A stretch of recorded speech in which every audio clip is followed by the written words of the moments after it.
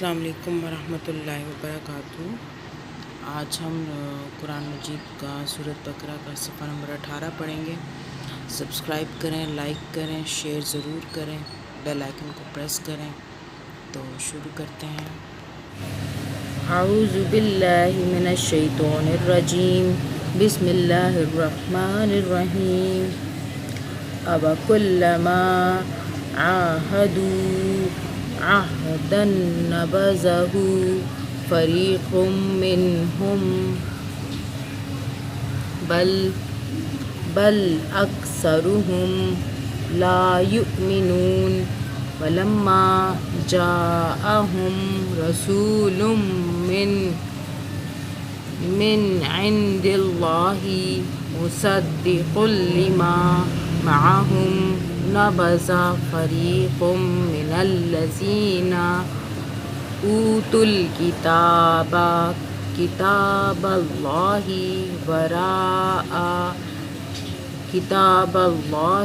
وَرَاءَ ظُهُورِهِمْ كَأَنَّهُمْ لَا يَعْلَمُونَ وَاتَّبَعُوا مَا تَتْلُو الشَّيَاطِينُ عَلَى مُلْكِ سُلَيْمَانَ وَمَا كَفَرَ سُلَيْمَانُ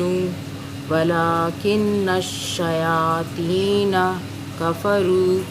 يُعَلِّمُونَ النَّاسَ السِّحْرَ وَمَا أُنزِلَ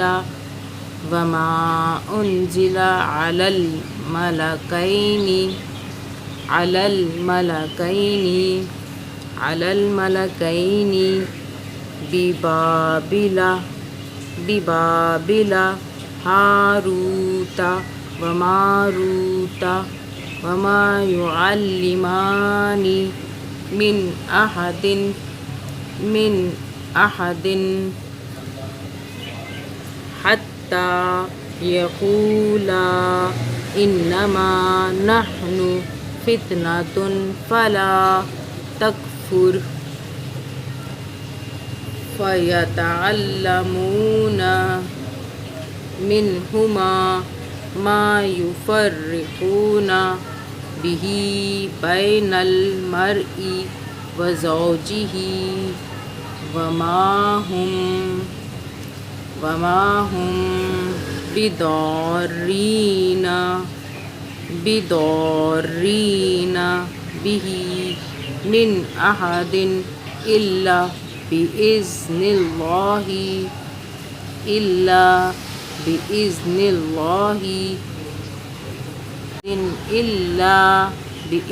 الله ويتعلمون ما يضرهم ولا ينفعهم وَلَقَدْ عَلِمُوا لَمَنِ اشْتَرَاهُ مَا لَهُ فِي الْآخِرَةِ مِنْ خَلَاقٍ وَلَبِئْسَ مَا شَرَوْا بِهِ أَنفُسَهُمْ لَوْ كَانُوا يَعْلَمُونَ وَلَوْ أَنَّهُمْ آمَنُوا وَاتَّقَوْا لَمَثُوبَةٌ مِّنْ عِندِ اللَّهِ خَيْرٌ لَوْ كَانُوا يَعْلَمُونَ۔ ترجمہ کرتے ہیں، اچھے سے پڑھ لیتے ہیں۔ اور اے رسول، ہم نے تم پر ایسی نشانیاں نازل کی ہیں جو واضح اور روشن ہیں، اور ایسے نافرمانوں کے سوا ان کا کوئی انکار نہیں کر سکتا۔ اور ان کی یہ حالت ہے کہ جب کبھی کوئی عہد کیا تو ان میں سے ایک فریق نے توڑ ڈالا، بلکہ ان میں سے اکثر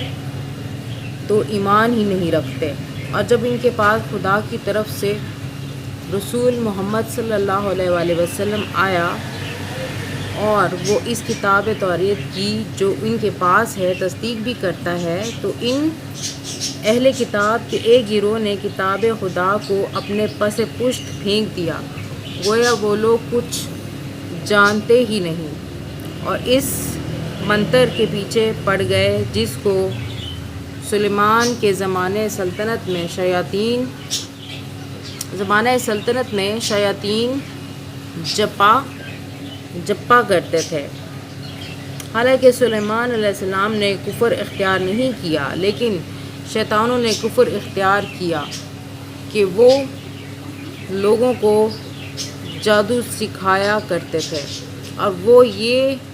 چیزیں جو ہاروت و ماروت دونوں فرشتوں پر بابل میں نازل کی گئی تھیں، حالانکہ یہ دونوں فرشتے کسی کو سکھاتے نہ تھے جب تک یہ نہ کہہ دیتے کہ ہم دونوں تو فقط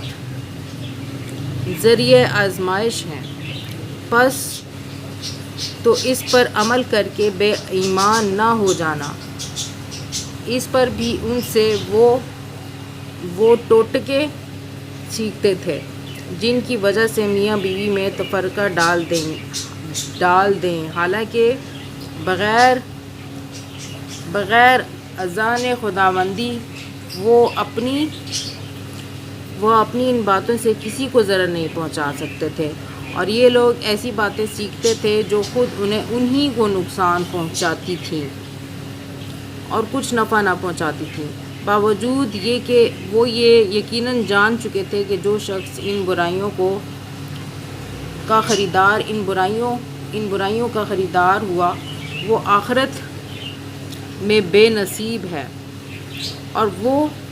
بے شبہ وہ معاوضہ بہت ہی برا ہے جس کے بدلے انہوں نے اپنی جانوں کو